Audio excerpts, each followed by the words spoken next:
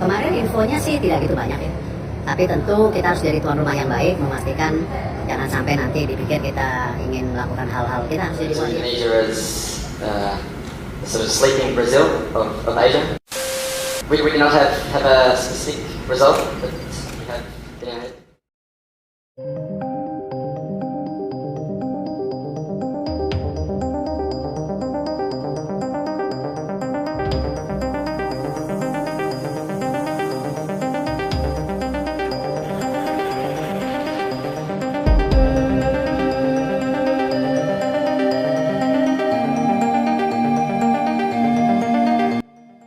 Bikin ngakak, hadiah AFF setara harga permen, sponsor mulai kabur.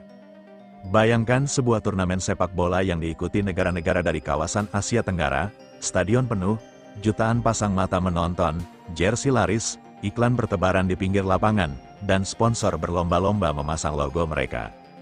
Tapi kemudian muncul satu pertanyaan yang bikin banyak orang garuk-garuk kepala.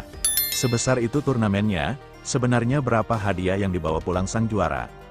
Nah, disinilah ceritanya mulai bikin ngakak. Di media sosial, muncul berbagai perbandingan dan sindiran soal hadiah turnamen AFF yang dianggap tidak sebanding dengan besarnya perhatian publik. Bahkan ada yang bercanda, hadiah juaranya jangan-jangan cuma cukup buat beli permen satu kardus.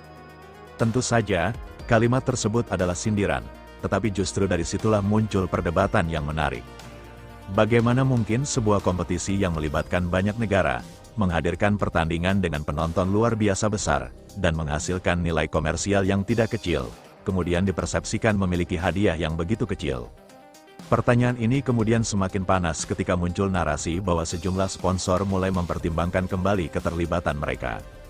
Tapi tunggu dulu, apakah benar sponsor benar-benar kabur dari AFF karena hadiah juaranya kecil? Atau sebenarnya persoalannya jauh lebih kompleks? Inilah yang membuat cerita ini menarik. Karena dalam dunia sepak bola modern, sponsor tidak hanya melihat berapa besar hadiah yang diterima juara. Mereka melihat jumlah penonton, jangkauan televisi, engagement media sosial, popularitas pemain, citra kompetisi, stabilitas penyelenggaraan, hingga potensi keuntungan dari pemasangan iklan. Jadi, kalau ada sponsor yang mundur, tentu tidak bisa langsung disimpulkan bahwa penyebabnya hanya hadiah juara. Namun di media sosial, narasinya tentu jauh lebih sederhana. Hadiah kecil, sponsor kabur, dan tentu saja, kalimat seperti itu lebih cepat viral. Bayangkan saja, sebuah turnamen sepak bola berlangsung berminggu-minggu, pemain berlatih berbulan-bulan, federasi mengeluarkan biaya perjalanan, akomodasi, bonus, staf, keamanan, dan persiapan pertandingan. Supporter bahkan rela membeli tiket, melakukan perjalanan lintas kota, membawa atribut, membuat koreografi, dan menghabiskan uang demi mendukung tim kesayangan. Lalu setelah perjuangan panjang itu, muncul pertanyaan. Berapa hadiah juaranya? Disinilah netizen mulai beraksi. Ada yang menghitung biaya perjalanan, ada yang menghitung harga tiket, ada yang menghitung nilai sponsor, ada pula yang membandingkan hadiah kompetisi regional dengan kompetisi internasional lainnya. Hasilnya, muncullah berbagai meme. Ada yang mengatakan hadiah juara cukup untuk membeli permen. Ada yang bercanda bahwa bonus pemain lebih besar daripada hadiah turnamen. Bahkan ada yang menyebut sponsor seharusnya bukan hanya memberikan uang, tetapi juga membawa kalkulator sebelum menandatangani kontrak. Namun di balik semua candaan tersebut, sebenarnya ada persoalan serius yang layak dibahas. Apakah kompetisi regional sudah memberikan nilai ekonomi yang sepadan kepada peserta dan pemegang hak komersialnya? Karena sepak bola hari ini bukan sekadar olahraga. Sepak bola adalah industri. Ada hak siar, ada sponsor, ada merchandise, ada tiket, ada iklan digital, ada konten media sosial. Ada hotel, ada transportasi, ada pariwisata, ada UMKM. Dan tentu saja ada jutaan penonton yang menjadi bagian dari ekosistem tersebut. Ketika pertandingan besar berlangsung, restoran bisa penuh, hotel bisa ramai, transportasi meningkat, penjualan jersey dan atribut supporter melonjak. Televisi mendapatkan penonton, platform digital mendapatkan traffic, sponsor mendapatkan exposure. Dengan kata lain, sebuah turnamen sepak bola bisa menghasilkan efek ekonomi yang jauh lebih besar daripada sekadar angka hadiah juara. Lalu muncul pertanyaan berikutnya, kalau nilai ekonominya besar, mengapa hadiah juaranya dipersepsikan kecil? Pertanyaan ini yang membuat sebagian netizen mulai mempertanyakan model bisnis kompetisi regional. Namun kita juga harus berhati-hati, jangan sampai kritik berubah menjadi fakta palsu. Kalau ada klaim bahwa 149 sponsor kabur, semua sponsor meninggalkan AFF, atau AFF kehilangan miliaran rupiah, angka tersebut harus memiliki sumber yang jelas. Tanpa bukti, angka hanya akan menjadi bumbu dramatis. Dan justru disinilah kita perlu membedakan antara fakta, opini, dan satire. Faktanya, sponsor memang memiliki hak untuk mengevaluasi apakah sebuah kompetisi memberikan keuntungan bagi mereka. Opininya, hadiah yang dianggap terlalu kecil bisa dipandang tidak menarik. Sedangkan satirenya adalah ketika netizen menyebut hadiah juara setara harga permen. Ketiganya jangan dicampur menjadi satu.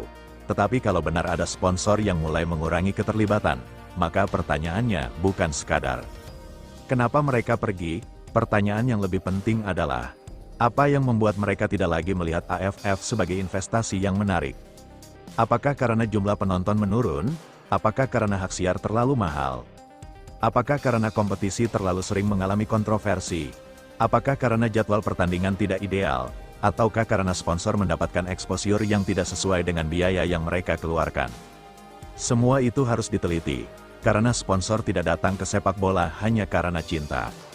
Mereka datang karena ada nilai bisnis. Kalau logo sebuah perusahaan muncul di jersey, papan iklan, siaran televisi, media sosial, dan berbagai materi promosi, perusahaan tersebut berharap masyarakat mengenali mereknya. Mereka berharap penonton membeli produk, mereka berharap reputasi perusahaan meningkat, dan mereka berharap uang yang dikeluarkan menghasilkan keuntungan atau setidaknya nilai promosi yang sepadan. Jadi kalau hasil akhirnya tidak sesuai harapan, sponsor bisa saja melakukan evaluasi. Itulah hukum bisnis, dan AFF pun harus menghadapi realitas tersebut. Kompetisi regional tidak boleh hanya bergantung pada popularitas masa lalu. Sepak bola berubah, cara orang menonton berubah. Generasi muda lebih banyak mengonsumsi pertandingan melalui media sosial dan platform digital. Sponsor juga semakin pintar menghitung engagement. Mereka tidak hanya bertanya, berapa orang yang datang ke stadion, tetapi juga, berapa juta orang yang menonton secara digital. Berapa banyak orang yang membicarakan pertandingan. Berapa kali logo kami muncul, berapa banyak interaksi yang kami dapat. Dan yang paling penting, apakah investasi ini menghasilkan sesuatu? Kalau jawabannya tidak, sponsor bisa mencari tempat lain. Namun justru disinilah peluang besar bagi sepak bola ASEAN. Karena kawasan ini memiliki fanbase yang sangat besar. Indonesia memiliki basis supporter luar biasa. Vietnam memiliki fanbase yang fanatik. Thailand punya tradisi sepak bola kuat. Malaysia memiliki pasar yang besar. Singapura, Filipina, Myanmar, Kamboja, Laos, dan negara-negara ASEAN lainnya juga memiliki komunitas sepak bola yang terus berkembang. Artinya, secara potensi, kompetisi ASEAN sebenarnya sangat menarik. Masalahnya tinggal bagaimana potensi tersebut dikemas menjadi produk olahraga yang benar-benar bernilai.